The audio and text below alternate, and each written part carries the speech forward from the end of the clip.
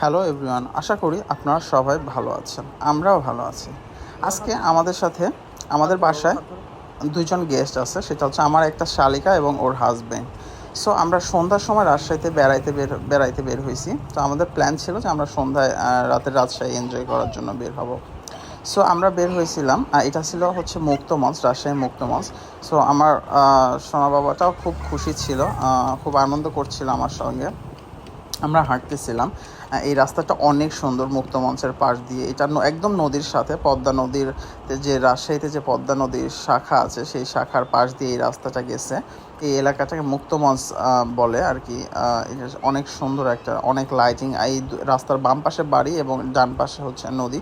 এই এলাকাতে যারা থাকে এরা খুব ভালোভাবেই থাকে, খুব আনন্দ উপভোগ করে, এটা বোঝা যায়।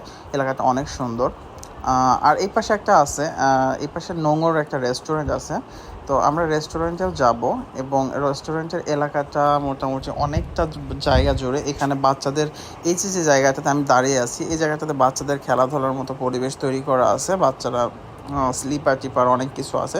ছোট বাচ্চাদের নিয়ে আমরা খেলতে, মানে সময় কাটানোর মতো, কিছু সময় স্পেন্ড করানোর মতো, বা এমনিতে ফ্যামিলির সঙ্গে সময় স্পেন্ড করার মতো আর কি জায়গা, পরিবেশ তৈরি করে রাখছে, বসার জায়গা আছে। তো ওই দিক দিয়ে আমরা সরাসরি এখন আমরা রেস্টুরেন্টে ঢুকতেছিলাম। এটা রেস্টুরেন্টের প্রবেশ দ্বার আর কি।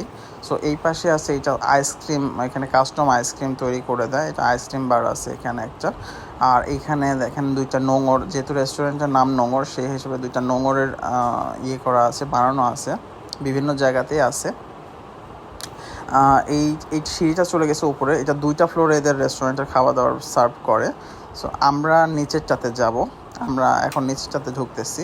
এটা হচ্ছে এদের মেইন যে কাউন্টার, এখান থেকেই সব অপারেশন হয়।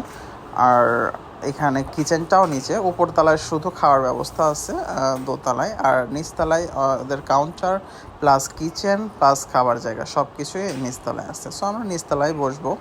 আর নিচতলায় একদম ঘেরা। আর আমাদের একটু গরম লাগতেছিল, সো নিচতলাতে এসির ব্যবস্থা আছে, উপরে এসি নেই। সো আমাদের যেহেতু গরম লাগতেছিল, সো আমরা প্ল্যান করলাম নিচেই বসবো। আজকে তেমন একটা ভিড় ছিল না, অন্যান্য সময় অনেক ভিড় থাকে। তো আজকে খুব একটা ভিড় ছিল না। এদিকে আমার দুই শালিকা বলতেছিল আমাদের একটু ভিডিও করে দেন। ওরা কি যেন একটা স্টাইল করতেছিল। তো আমি বললাম যে আচ্ছা ঠিক আছে, তোমরা করো, আমি ভিডিও করি। এর মধ্যে মেনু চলে আসলো আমাদের। মেনু থেকে আমরা প্ল্যান করেছিলাম যে আমরা স্যুপ খাবো, থাই স্যুপ অর্ডার দিব। এটা হচ্ছে 1:4 একটা থাই স্যুপ। আর আমার একটা শালিকা ও স্যুপ খায় না, সুতরাং ওর জন্য একটা স্যান্ডউইচ অর্ডার করেছি। তো এখানে বিল করতেছিল, আমাদের বিল খুব একটা বেশি আসেনি।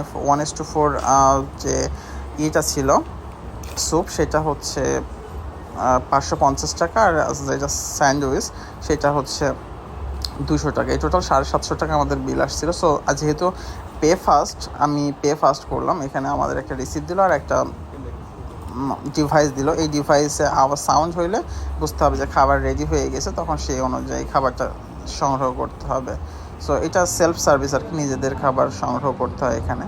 এই মুহূর্তে আমরা সবাই বসে আছি, সবাই বলতেছিল সেলফি নিতে। সো আমি সেলফিও নিচ্ছিলাম, পাশাপাশি একটু ভিডিও করে নিচ্ছিলাম। আমরা বসে আছি রেস্টুরেন্টে, একটু ঘুরে ভিডিও করার চেষ্টা করতেছিলাম হোল রেস্টুরেন্ট আর কি।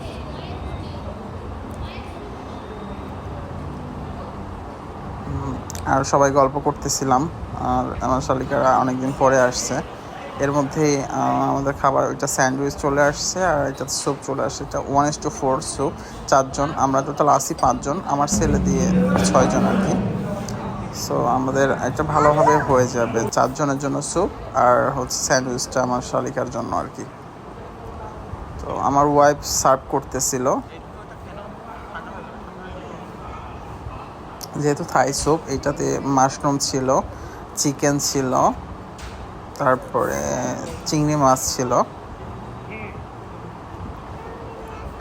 এই স্যুপটা আমরা এর আগেও খাইছি, এখানেই খাইছি। এটা আমাদের মোটামুটি ভালো লাগে, যার কারণে যদি আমরা রাজশাহীতে 2 জায়গাতে স্যুপটা বেশি খাই। একটা হচ্ছে এই নোঙর রেস্টুরেন্টে, আর আরেক পদ্মার পাড়ে আসলে নোঙর রেস্টুরেন্টে খাই। আর যদি মনে করি যে না অন্যদিকে খাবো, তাহলে মাস্টার শেফের স্যুপটা খাই। এই 2টা জায়গার স্যুপটাই অনেক টেস্টি।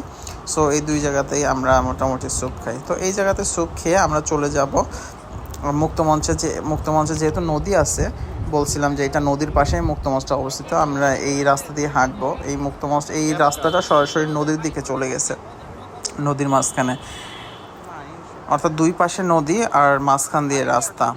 আর রাস্তার আশেপাশে তো অনেক দোকানপাট আছে। এই জায়গাটা মোটামুটি পার্কের মতো, সব সময় এই জায়গাতে অনেক লোকজন যাতায়াত করে, অনেক ভিড় হয়। সবাই ডাকতেছিল ফুচকা খাওয়ার জন্য, অনেক দোকান, কিন্তু পরিবেশটা খুব যে ভালো পরিবেশে খাবার দাবার তৈরি হয়, খাবারও যে খুব টেস্টি সেরকম না।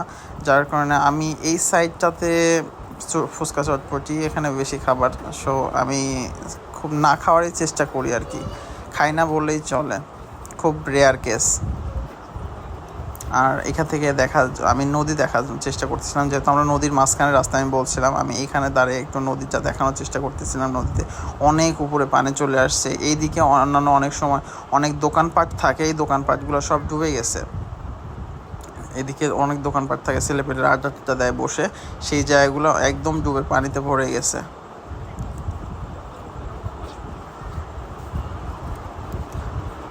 যারা ঘুরতে আসে সবাই এই সাইডগুলোতে আড্ডা দেয়, কিন্তু এখন শুধু রাস্তা আছে। এই রাস্তার শেষ মাথা অনেক দূরে, বাট অনেক দূরে যেহেতু পানি চলে আসছে আর রাস্তার বেশি দূরে যাওয়া যাচ্ছে না। এই রাস্তাটা একদম নদীর চরের দিকে চলে গেছে, কিন্তু এই এলাকা পর্যন্ত পানি চলে আসছে। আমি শেষ মাথায় যাচ্ছিলাম একটু ভিডিও করার জন্য, যে পানি চলে আসছে আর রাত্রে নদী দেখতে ভালো লাগবে, সেই জন্য আমরা আসছি যে মূলত নদী দেখবো, রাত্রের নদীটা পরিবেশ। ওই যে দোকানপাটগুলো দেখতে পাচ্ছেন, ওই দিকে দূরে দেখা যাচ্ছে মেলার গেট টেট ছিল, ওগুলো সব ডুবে গেছে যেহেতু পানি চলে আসছে। এই যে এখানেও একটা ফুচকা চটপটির দোকান ছিল, এটাও ডুবে গেছে।